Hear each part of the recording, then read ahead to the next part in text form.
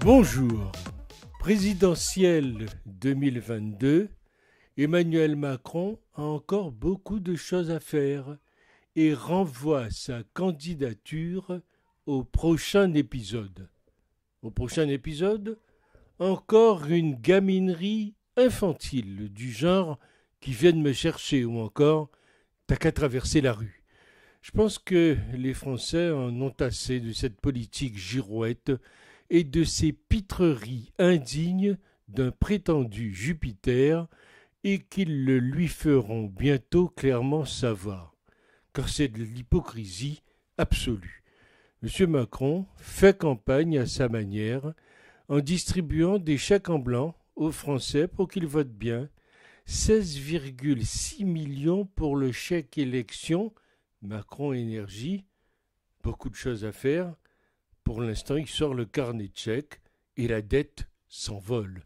Voilà une élection qui va coûter très cher aux Français.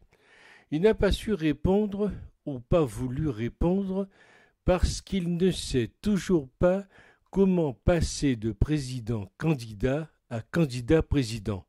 On le soupçonne donc de fomenter plutôt une campagne de guerre contre ses adversaires. Oui, il a autre chose à faire.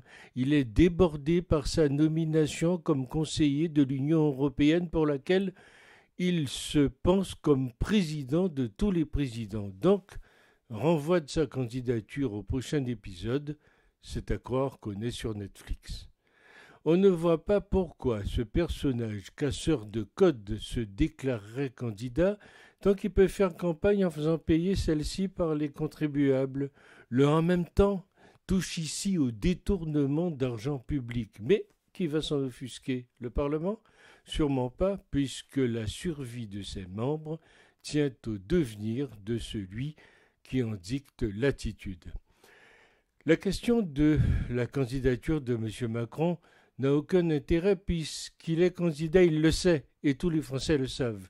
Il a d'ailleurs commencé à faire campagne aux frais de la République. Cela devra être réintégré dans son compte de campagne. En tout cas, c'est ce que devrait faire la commission qui en est chargée si les personnes qui la composent ont la plus élémentaire honnêteté.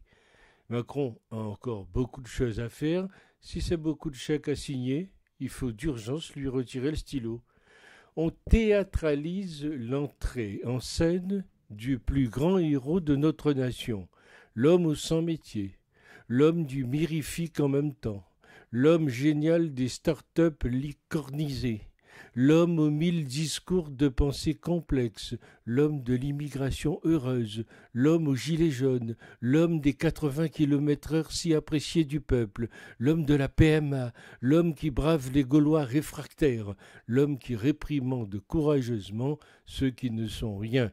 J'ai nommé l'immense, le fabuleux, l'ineffable Zozotan, le merveilleux jeune homme tel un adolescent éphèbe, l'incomparable, le magnifique, le sensationnel Jupiter himself. Ce qui serait bien, c'est qu'il se trompe de porte et prenne la porte de sortie.